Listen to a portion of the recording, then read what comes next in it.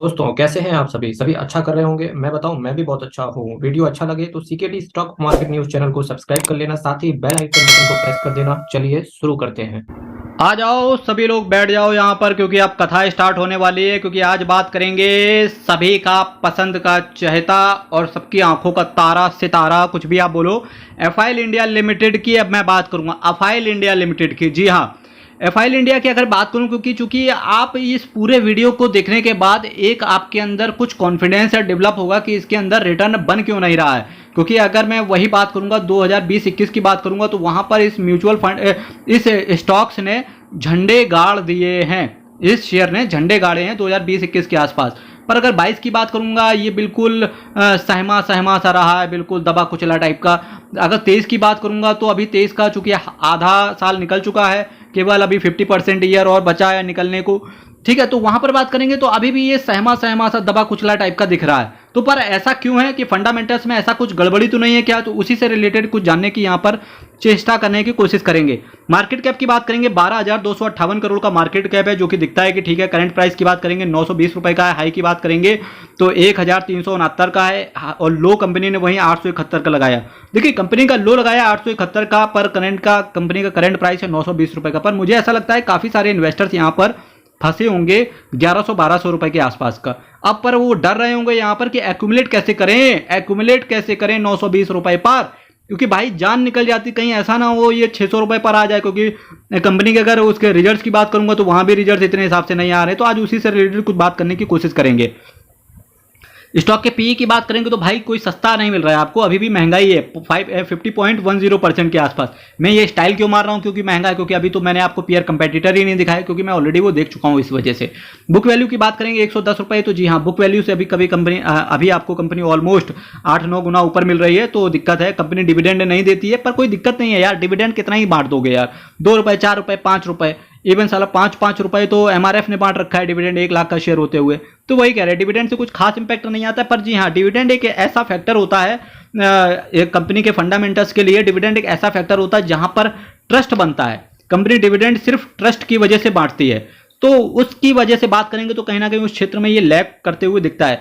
Return on capital employed, return on equity की बात करेंगे तो जी हाँ, जो कि 20% से ऊपर थे अभी 2020-21 के आसपास, अभी वो वीक हो चुके हैं। रिटर्न ऑन कैपिटल एम्प्लॉयड तो कहीं ना कहीं इन्होंने मेंटेन करके रखा हुआ, पर रिटर्न ऑन इक्विटी इन्होंने 20% के आसपास मेंटेन करके नहीं रखा हुआ है, तो ये दिक्कत है। फेस वैल्यू की बात करेंगे 2 रुपए का फेस वैल्यू, दैट मीन्स कि आपको केवल एक स्प्लिट आने वाले समय में देखने को मिल सकता है। अगर एफआईएल इंडिया के बारे में बात करूं, देखिए कभी आपने देखा होगा कि यार अगर आप जोमेटो का ऐप या स्विगी का ऐप खोल के आ रहे हैं, तो अगर आप किसी थर्ड पार्टी ऐप पे वापस से गए हैं, तो हो सकता है दिखना, कभी कभी देखना वहां पर नीचे नीचे ऐड चलता रहता है ना, कि अक्सर देखना मिंत्रा का तो बहुत दिखता है ऐड, है ना, कि स्विगी में चले गए, पता लगा नीचे स्लाइड में ना मिंत्रा का ऐड चल रहा है।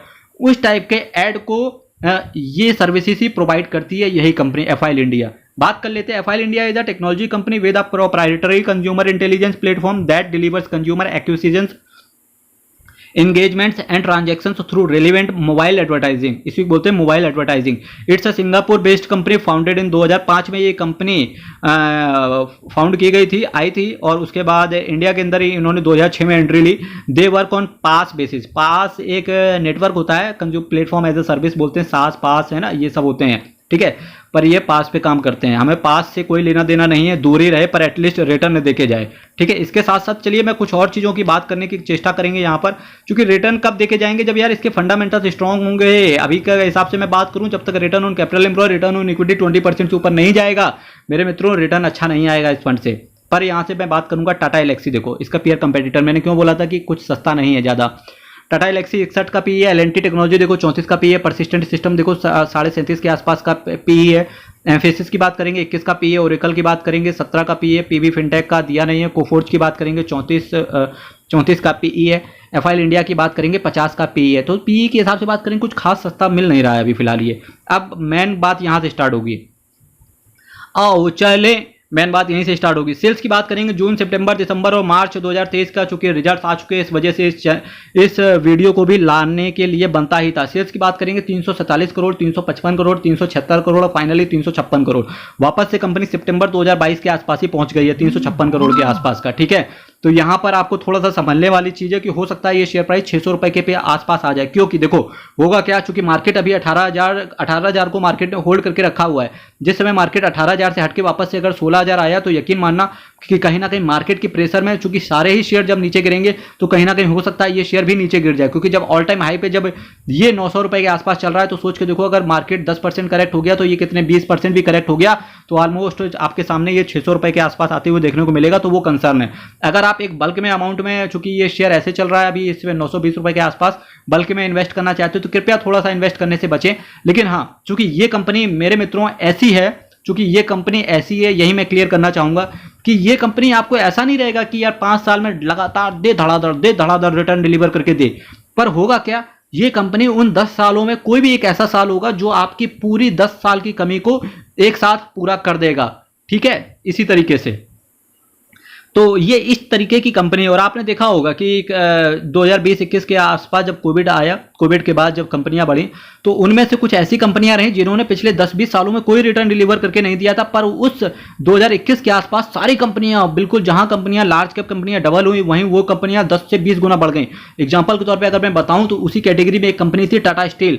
टाटा स्टील ने पिछले 5-10 सालों में कोई रिटर्न नहीं दिया था, पर 2020-21 के आसपास दे धड़ाधड़ 800, 900, इवन 1200 रुपए के आसपास जाते हुए कंपनी टाटा एलेक्सी दिखी। उसके बाद टाटा स्टील दिखा, टाटा स्टील उसके बाद टूट फट गया और फाइनली अभी वापस से 103 रुपए है। अभी फिर से उसी फेज में घूम रहा है 103, 109, 103, 109 के आसपास। पर होगा क्या, 5-10 सालों में फिर से टाटा स्टील कुछ ऐसा करेगा, 5 से 10 साल बाद जब मार्केट में बहुत ज्यादा पैनिक आ जाएगा, क्रिएट हो जाएगा, क्रैश होगा, कुछ भी रीजन से क्रैश होगा, तो उसके बाद से फिर से वो मुश्किल से 5-6 महीने और लेगा, फिर से वो धड़ाधड़ पूरे 10 साल की कमी को पूरा कर देगा। वैसे ही कैटेगरी में कुछ ये एफआईएल इंडिया। भाई आप डायरेक्ट मत सोचना कि ये कंपनी वापस से 5-4-5 हजार रुपए चला जाएगा जो पास्ट में हुआ इस कंपनी के साथ। होगा क्या, पर 5-10 साल में एक बार जरूर ऐसा होगा कि 2-4 महीने में हो सकता है ये कंपनी डायरेक्ट 2-2,500-3,000 पहुंच जाए। तो उस तरीके का, क्योंकि सबसे पहले ये कंपनी, इस तरीके की कंपनी ना आपसे पेशेंस से चेक करवाती हैं, तो वही ये पेशेंस से चेक करवा रही है, बस ऐसा समझो। एक्सपेंसेस की बात करेंगे, खर्चे की बात करेंगे इस कंपनी से रिलेटेड, तो देखो आप 284 करोड़ का था, 296 करोड़ का था, 287 करोड़ का था। अब देखो यही थोड़ा सा सधा हुआ दिखता है कि अगर कंपनी की सेल कम हुई तो कंपनी का खर्चा भी कम हुआ। दैट मीन्स कि कंपनी के अंदर वेरिएबल्स एक्सपेंसेस काफी रहे होंगे। एम्प्लॉय कॉस्ट की बात करेंगे 13.5% के आसपास का एम्प्लॉय कॉस्ट आता है, बाकी दैट मीन्स कि कंपनी को मार्जिन अच्छे पड़ रहे होंगे। नेट प्रॉफिट की बात करेंगे, 59 करोड़ का था, 69 करोड़ का था, उसके बाद 62 करोड़ का नेट प्रॉफिट आया। ईपीएस की बात करेंगे 454। ईपीएस में कहीं ना कहीं अभी इतनी कुछ खास गिरावट है नहीं, पर हाँ गिरावट की बात करेंगे तो गिरावट तो है, पर उस गिरावट की बात नहीं कि जिसकी वजह से शेयर 20-30% नीचे टूट जाए। अब शेयर कब टूटेगा, चूंकि मार्केट तो यार देखो गिरना ही है, चूंकि ऑल टाइम हाई पे है। अभी हो सकता है मार्केट 19,000 से नीचे गिरे, या मार्केट 18,800 से नीचे गिरे, या 18,300 से ही मार्केट नीचे गिर जाए, पर उस केस में ये कंपनी भी नीचे गिर सकती है। बस मैं उसी चीज से आपको आगाह करना चाहता हूं, ठीक है, बड़ा ही भारी वर्ड है, आगाह करना चाहता हूं। सेल्स की बात करेंगे 334 करोड़ का था, 517 करोड़ का, 1082 करोड़ का, 1434 करोड़ का।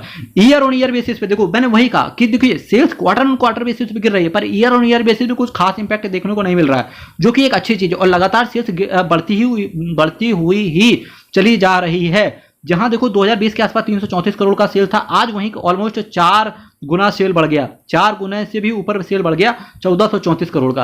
अब क्या है, ऑलरेडी शेयर ये ना 4-5 गुना, 4-4.5 हजार रुपए के आसपास ऑलरेडी ये शेयर रिटर्न 2020-21 के आसपास भरपूर दे चुका है। अब देखो क्या होगा, जब सेल इसकी ना 5-6 हजार करोड़ के ऊपर चली जाएगी, जब सेल इसकी 5-6 हजार करोड़ के ऊपर चली जाएगी, तब ये शेयर वापस से चलना शुरू होगा। इसी वजह से मैं कह रहा हूं कि 5-10 साल में कोई भी 2-3 महीने ही ऐसे रहेंगे जहां पर ये पूरी आपकी कमी को पूरा कर देगा, पूरे इंतजार को खत्म कर देगा। तो तब तक आपको क्या करना पड़ेगा भाई, पेशेंस। कोई इन्वेस्टर के पास एक ही चीज होनी चाहिए, मेरा मानना है, वो किसी भी स्टॉक से पैसा जरूर जनरेट करके ले जा पाएगा, जो कि है patience. And depending upon the situation की कंपनी का मैनेजमेंट, कंपनी की बैलेंस शीट अच्छी काम कर रही हो, ठीक है। और एक्सपेंस की बात करेंगे ईयर ऑन ईयर बेसिस पे, तो आप यहाँ पे मैं बात करूंगा तो 246 करोड़, 387 करोड़, 869 करोड़ और 1146 करोड़। खर्चे भी कोई कम नहीं लग रहे, खर्चे भी लगातार कंपनी के बढ़ रहे हैं, जिसमें से मैन्युफैक्चरिंग कॉस्ट तो देखो इस बार कोई लगी नहीं मार्च 2023 के अंदर, एम्प्लॉय कॉस्ट 13% लगी और अदर कॉस्ट 67% का लग गया, ठीक है। तो ऑलमोस्ट इनके पास पड़ते होंगे 20-25% के आसपास के मार्जिन पड़ते होंगे। नेट प्रॉफिट की बात करेंगे कंपनी का, तो नेट प्रॉफिट लगातार बढ़ रहा है, जहां 66 करोड़ का नेट प्रॉफिट था, आज वहीं 245 करोड़ के आसपास का नेट प्रॉफिट है। तो देखते ही बनता है यार, 5 का ईपीएस था, फिर 10 का ईपीएस, 16 का ईपीएस और फाइनली अभी 18 का ईपीएस है ईयर ऑन ईयर बेसिस पे, जो कि कहीं ना कहीं अच्छी चीज है। आओ कंपनी की सबसे इंपॉर्टेंट चीज़ जो बात करते हैं कंपनी की बैलेंस शीट, क्योंकि यार अगर कंपनी के ऊपर कर्जा बढ़ रहा होगा तो डेफिनेटली हमें दूर रहना चाहिए ऐसी कंपनी में जहां पर कर्जा कंसर्न हो। देखिए 26 करोड़ का शेयर कैपिटल था, उसके बाद फाइनली 27 करोड़ के आसपास का इनका शेयर कैपिटल आ गया।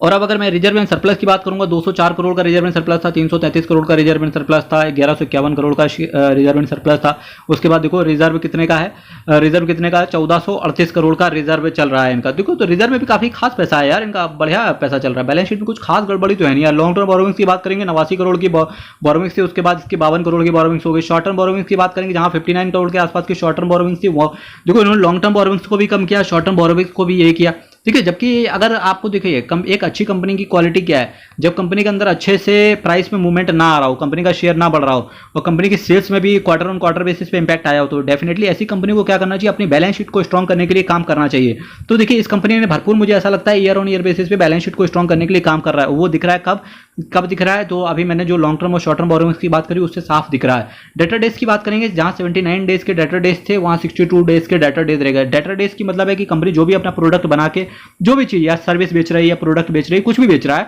तो उसको बेचने पर जो कस्टमर से पैसा है कितने दिनों में वापस आ जाता है, क्योंकि ये डिपेंड करता है कि कंपनी का कैश फ्लो कैसा रहेगा। तो इस वजह से कहीं ना कहीं कंपनी का कैश फ्लो भी अच्छा ही रहा होगा, तो और आने वाले समय में अच्छा देखने को मिल भी सकता है। कंपनी की एक बहुत अच्छी चीज है कि देखिए इन्वेस्टर्स को कंपनी को भरोसा हो ना हो, पर कंपनी को अपने ऊपर बहुत अच्छा भरोसा है। मुझे दिखता भी कंपनी का बिजनेस भी कुछ ऐसा ही है। प्रोमोटर की बात करेंगे 59.89% के आसपास लगातार प्रोमोटर होल्ड करके चल रहे हैं, न केवल होल्ड करके चल रहे हैं बल्कि काफी 1-2 साल से ही लगातार इन्होंने अपने प्रोमोटर्स होल्डिंग में कोई चेंजमेंट नहीं किया। एफआईआईस की बात करेंगे तो एफआईआईस कंपनी के अंदर लगातार निकलते हुए देखने को मिल रहे हैं। 14% के आसपास थे, फिर 14.24%, फिर 12.6, अभी 11.43% के आसपास के एफआईआईस रह रहे हैं। एफआईआईस लगातार इस कंपनी के अंदर बिकवाली कर रहे हैं। और देखिए एफआईआईस के अंदर न केवल इस कंपनी के अंदर बल्कि एफआईआईस ने हर क्षेत्र में इंडिया के अंदर बिकवाली करी, तो ये शेयर भी वैसा ही रहा। और चूंकि आने वाले समय में डेफिनेटली एफआईआईस जरूर आएंगे और उसके बाद डोमेस्टिक डीआईआईस अपने प्रॉफिट को बुक करते हुए देखने को मिलेंगे। तो यही रीजन है। तो देखो एफआईआईस जा रहे हैं, एफआईआईस की वापसी होगी, जैसे ही एफआईआईस की वापसी होगी ये शेयर ऊपर चलते हुए कोशिश करेगा। पब्लिक की बात करेंगे तो पब्लिक भी बहुत थोड़ी सी है, पर एटलीस्ट पब्लिक ने इस कंपनी के अंदर ट्रस्ट बना के रखा हुआ। मुझे ऐसा लगता है पब्लिक शायद इस कंपनी के अंदर एक्यूमुलेट करने का प्रोसीजर अपना रही है, क्योंकि पब्लिक का स्टेक देखने को मिल रहा है 16.68% का, ठीक है। लास्ट क्वार्टर में भी इतना ही था, इस क्वार्टर में भी इतना ही है, जो कि एक अच्छी चीज है। मेरे मित्रों ऑल इन ऑल अगर मैं बात करूं तो कंपनी के देखिए क्वार्टर ऑन क्वार्टर बेसिस पे थोड़ा सा रिजल्ट बिगड़ा हुआ है, पर ऐसा भी नहीं बिगड़ा हुआ है कि कंपनी कुछ आगे बढ़ा नहीं कर सकती है। तो जी हाँ, पर एक चीज कंसर्न है कंपनी के अंदर, चूंकि जब मार्केट ऑल टाइम हाई पे है तो रिटर्न इस कंपनी ने ऑलमोस्ट 1000 के ऊपर जाते हुए कंपनी दिखती है, तो काफी कुछ ठीक रहता है। क्योंकि अगर शेयर जब इंडेक्स अगर 5-10% करेक्ट हो गया, तो अगर शेयर 10-20% करेक्ट हो जाता तो वापस से 800-900 के आसपास इन्वेस्टर्स को नो प्रॉफिट नो लॉस के आसपास चलता।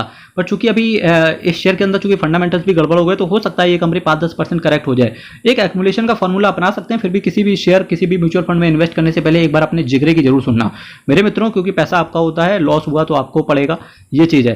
क्योंकि CKD stock market news channel का केवल एक काम है कि आपको एजुकेशन प्रोवाइड करना, एक कुछ नए शेयर्स कुछ म्यूचुअल फंड्स के बारे में एजुकेशन प्रोवाइड करना कि जी हाँ ये म्यूचुअल फंड ये शेयर्स भी जिंदा हैं और अच्छी फंडामेंटल्स हैं। तो इस तरीके का मेरा हमेशा काम चलता रहेगा। यूं ही आप केवल चैनल सब्सक्राइब करता रहना, यूं ही क्या बोलते हैं कि एक दिन मिल जाएगा माटी के मोल, है ना, कुछ ऐसा ही गाना है, बड़ा अच्छा गाना है यार वो, है ना। मेरे मित्रों कल फिर आपके साथ मिलेंगे सेम टाइम सेम चैनल, तब तक के लिए बहुत बहुत धन्यवाद।